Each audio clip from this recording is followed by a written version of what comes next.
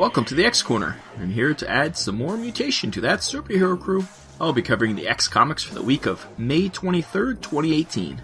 This week we have 4 comics: Hunt for Wolverine, Mystery in Madripoor 104, Legion number 505, Old Man Logan number 40, and XMen Gold number 28. Spoilers. Yeah, of course. We'll start with the Hunt for Wolverine, Mystery in Madripoor number 104. The writer is Jim Zub, and the penciler is Tony Silas. Here we are, another Hunt for Wolverine miniseries. Ever since the first one, I've been disappointed. Let's see how we do here. This one has the X-Women, including Psylocke, Kitty, Jubilee, Storm, Rogue, and Domino, going to Madripoor. Kitty thinks Magneto might be behind Logan's missing body. They get there and are confronted by what they think is Magneto, but it's actually some lady with her brain showing. They go to Logan's bar and get to see his secret room with some nostalgia bombs. Then they go to meet the Magneto impersonator. Psylocke eventually figures out it's a trap. Viper and her team of all-women villains attack. Almost all the X-Men are captured except for Domino, Kitty, and Jubilee, who Kitty phases out of there. This comic feels very much like a 90s one, and not in a good way. If there is a good way. The art is very basic. It reminds me of the old X-Men animated series comic adaptations. It's the cheapest art possible to sell some X comics. There's even a cheesecake panel, with all the X-Women dressed to go out, right out of the Marvel swimsuit issues. It's not good in today's society. This comic should be targeted at women readers, like Rogue and Gambit and Domino. Instead, it seems it really wants to hit that 14-year-old sad geek demographic. The story is better, but not great. I give it more of a pass than the last set of Hunt for Wolverine miniseries, since it at least stars X-Men. I like the setting and the cast. I can get over the art, hopefully.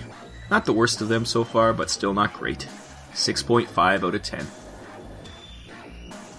Then there's Legion number 505. The writer is Peter Milligan, and the pencilers Lee M. Ferguson and Wilfredo Torres, too, it seems.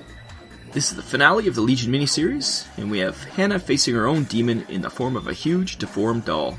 The doll represents her own fears as a child, and against Lord Trauma's expectation, she confronts and deals with those issues. She then stabs Trauma, and his hull disintegrates, freeing David of his influence. The story ends with Hannah waking up from her coma that David put her in, and she realizes her life is wasted just doing psychology for the rich and famous, so she devotes herself to helping needy children in war-torn countries. Or so David makes her think. In fact, she's still in that coma at the end.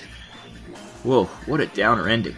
The fact that David thinks he is all better, and yet doesn't even consider that he left the woman who helped him in what seems like a permanent coma, speaks volume about his insanity. The whole miniseries seemed like Peter Milligan turning therapy sessions into a superhero story, and even the ending has the talking cure that defeats the monster. I'm still shocked at that ending. It seemed contrived that she would become a charity worker, and it was. Lord Trauma himself was defeated pretty simply at the end. I would have liked the teaser that he isn't really gone for good. Overall, a very strange comic. It made me feel insane, which I guess was the point. However, the ending left me shook, which also may have been the point. Either way, not bad overall. I'm usually not a fan of Milligan, so I'll grade this one on a curve and give it a 7.5. Would I read more Legion? Probably not, but at least I'm not mad at reading this mini.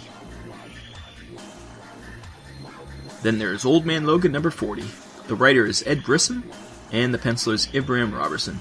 We last left Glob with a suicide vest that the Purifiers put on him to destroy the X-Mansion. Glob goes but refuses to kill anyone, so he detonates the vest in the empty foyer. The Purifiers attack, and Logan and the young X-students defend the place. Glob finds out that the girl he was meeting was in fact just a human Purifier in disguise, which breaks his heart. They defeat the Purifiers, and all the students band together to clean the place up. Logan gives Glob a pep talk and drives off into the sunset. Unfortunately, the story didn't live up to the first part. It ends with just the X-Men beating up the Purifiers again, and Glob's date was just a fake. Disappointing. Seeing the Generation Next kids again was fun, but them just running to hide was weird, especially since Quentin Quire was there. He's an Omega-level telepath. He could have ended the fight all by himself. Logan telling Glob that someone would eventually see him for the good guy he was fell really flat, as he used himself as an example. Yeah, Logan, your rugged good looks and animal charm sure compares to a fat guy with see-through jello skin. I wouldn't be surprised if Glob went and slit his wrists after the pep talk. It was a weird ending to such a build-up. It went nowhere other than to give a little recap to the Wolverine X-Men series. If Jason Aaron had wrote this, I would have accepted that. But he didn't. It didn't even give Logan another injury to deal with. Just skippable in every way. 4 out of 10. Lastly, we have XMen Gold number 28. The writer's Mark Guggenheim and the penciler's David Marquez with Michelle Bendini. Peter has been kidnapped into space, and the X-Men must get him back before the evil Sentinel guy, Alpha, recreates the legacy virus from Peter's blood. With the help of Alpha Flight, the X-Men get a spacecraft and must raid an old Roxxon space station to get to Peter.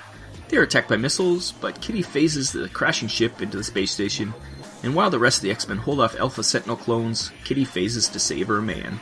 This was an issue just to set up the next set piece. Not that much happened, but it was necessary to move the plot on. There was some great scenes, however. Whenever Storm uses Stormcaster, it's an epic panel. I can't wait for more of that. Also, seeing Alpha Flight from the Captain Marvel book was fun, and the flashback pages we get recreating some of Peter and Kitty's highlights are great. This one is from Astonishing X-Men, and I assume who it is, Michelle Bendini, apes John Cassidy to a frightening level. I am getting more invested in this story and the wedding, so I can't wait to see what's next. Plus, Kitty knocks out Nance with a punch, and Rachel psychically assaults her, both of which were very satisfying. I'll give this one 8 out of 10. Wow, what a downer week.